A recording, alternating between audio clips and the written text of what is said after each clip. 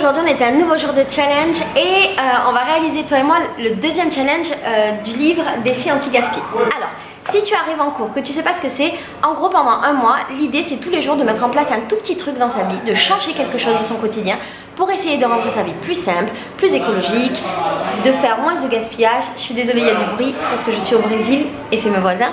Pour essayer de faire moins de gaspillage et aussi pour essayer de produire moins de déchets. Le défi d'aujourd'hui, il correspond à un défi cuisine. Et l'idée du défi, c'est de se dire, cette semaine, j'essaye de cuisiner tous mes restes. Alors, le livre renvoie à plein de recettes. En fait, dans le début du livre, il y a plein de recettes par rapport au reste ou par rapport à qu'est-ce qu'on peut faire à manger quand on n'a pas grand-chose chez soi. Et j'aimerais aujourd'hui développer avec toi dans cette vidéo. Ce défi-là, je l'ai créé parce qu'en fait, il y a quelques années, j'avais un blog et dans ce blog-là, je m'étais challengée et je m'étais dit pendant un mois, je vais essayer de manger tout ce qu'il y a chez moi, tout ce qui traîne, tout ce qui est périmé. Je vais essayer de tout manger, de manger mes restes, de créer des plats avec parce que je me suis rendu compte un jour que mes placards, ils étaient pleins, que je gaspillais beaucoup de nourriture et que ça me posait un problème moral parce qu'il y a plein de gens qui meurent de faim, parce que le manger c'est cher et que ça n'avait aucun sens de fonctionner comme ça. Du coup, à cette époque et sur mon blog, je publiais tout ce qu'il y avait chez moi et donc j'ai dû sortir tout ce qu'il y avait dans mes placards, tout ce qu'il y avait dans mon frigo, j'ai dû faire un bilan. Je me suis rendu compte qu'il y avait des choses qui traînaient depuis des années en arrière. Je me suis rendu compte qu'il y avait des trucs qui étaient périmés depuis des années et donc j'ai tout sorti, j'ai tout noté et j'ai décidé de créer des choses avec tout ce que j'avais trouvé dans ma cuisine. Le challenge, il a été super intéressant pour moi et je t'invite à aller le voir, je t'invite à aller le lire, d'autant plus qu'il y a des outils pour pouvoir réaliser ce challenge, il y a des PDF à télécharger pour pouvoir le faire. Je t'invite à aller le voir parce qu'en fait, cet outil, il m'a permis de prendre conscience de ce que je consommais, du gaspillage alimentaire que je réalisais et des blocages que j'avais par rapport à certains aliments que j'avais achetés pour une raison inconnue, mais que pour autant je cuisinais pas. Et je me suis rendu compte qu'il y avait plein de trucs que je ne savais pas associer et qu'il y avait un problème en fait dans ma manière de cuisiner. Et après ce challenge, je me suis mise à cuisiner parce que justement je me suis interrogée et parce que j'ai réalisé des recettes avec ce que j'avais. Par exemple, je tapais sur internet crevetterie noix de coco et je trouvais une recette avec ce que j'avais. Alors là tu te dis mais c'est quoi le rapport avec le reste de la vidéo, parce que là on est en train de dire qu'il faut cuisiner ses restes. Le reste, le rapport selon moi, c'est le fait qu'il faut qu'on prenne conscience du gaspillage alimentaire qu'on réalise. Le gaspillage alimentaire, il peut être de deux sortes. Ça peut être le manger neuf qu'on jette parce qu'il est périmé, tu vois le lien, ou ça peut être le manger qu'on a fait, qu'on a cuisiné et qui reste et qu'on réutilise pas parce qu'on n'a pas envie, parce qu'on veut changer, parce qu'on pense que c'est pas bon, parce que peut-être selon notre culture ou selon nos idées, notre éducation, ben manger les restes, c'est pas quelque chose de commun et de normal.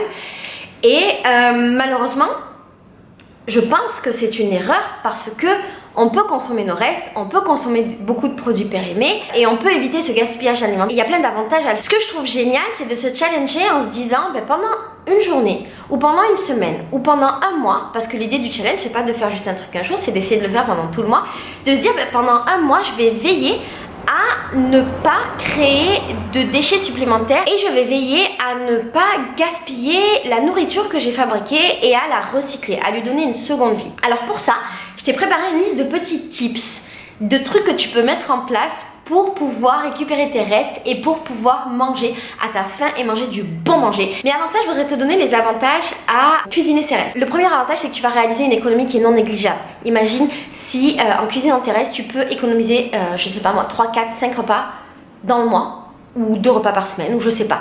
Eh ben ça, c'est une économie qui n'a pas de prix et qui va te permettre, avec cet argent, de faire autre chose, ou d'acheter plus de manger, ou d'investir dans un truc qui te rend heureux. Le truc qu'il y a aussi, c'est que tu vas créer moins de déchets, parce qu'en fait, souvent, le manger que tu fabriques, tu ne peux pas le composter, c'est même quasiment tout le temps, parce que à l'intérieur, il y a de l'huile, il y a du beurre, des choses comme ça, et que ça ne peut pas être compostable et ça ne peut pas être mangé par tes vers dans ton lombricomposteur. Si jamais tu sais pas comment ça fonctionne un lombricomposteur, je t'invite à aller dans le livre parce qu'il y a toute une partie sur le lombricompostage, comment ça marche, comment commencer, tout ça. Mais le plus gros avantage, c'est qu'en fait cuisiner ses restes, c'est juste super bon. J'ai plein de souvenirs de ma mère qui faisait des plats, qui nous les réchauffait le lendemain et ils étaient vachement mieux le lendemain. Je ne saurais pas expliquer pourquoi, peut-être parce que les aliments ils sont restés ensemble toute la journée, toute la nuit et que du coup les saveurs se mélangent et qu'il y a quelque chose qui se crée. Mais c'est vrai que souvent le manger est meilleur le lendemain. Maintenant les petits tips. Ce que je fais souvent quand j'ai des restes, surtout pendant mon voyage, c'est que je casse un œuf dans mes restes. Donc je prends mes restes, je les mets dans la poêle, je casse un œuf et je mélange le tout. Et mon œuf, il a un effet de lier.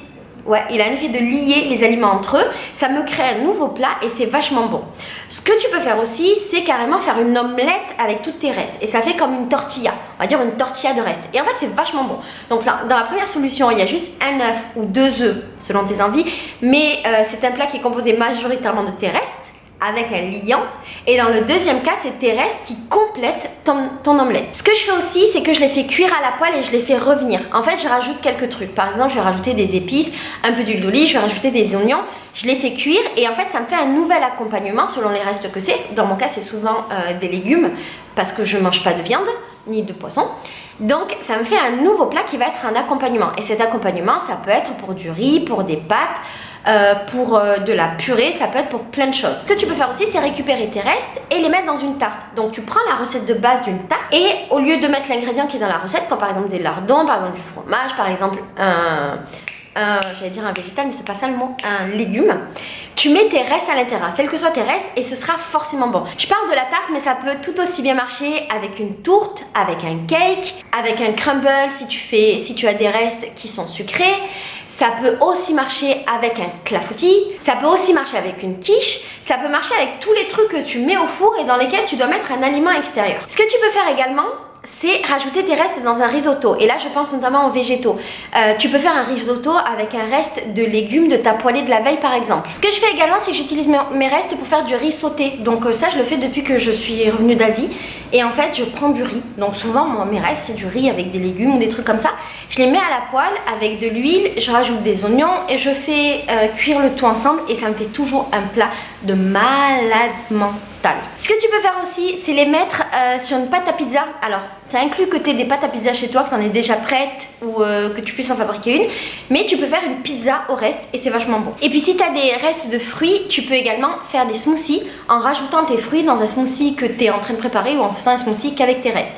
Et puis la dernière solution, c'est simplement de congeler tes restes pour que tu puisses les réutiliser plus tard. J'espère que cette petite vidéo t'aura donné des tips pour que pendant ce mois-ci, tu essayes de consommer au maximum tes restes, de les réutiliser. Ce que je trouverais sympa, ce serait que tu nous donnes tes recettes, tes idées, qu'est-ce que tu as fait, que tu nous mettes des photos, le tout dans le groupe Facebook dédié à ce challenge pour que tu puisses partager avec nous ce que tu as fait et qu'on puisse tous ensemble se donner plein d'idées. Et si jamais tu veux approfondir, sache que dans le livre, il y a toute une section qui parle justement des restes, du gaspillage et qui donne des tips sur comment réutiliser des choses qu'on a ou qu'on a fait en trop. Par exemple, si on a fait trop de pâtes, si on a fait trop de crêpes, si on a fait trop de riz, si on avait trop de quelque chose. Voilà, je te fais des gros bisous et je te dis à demain pour un nouveau challenge.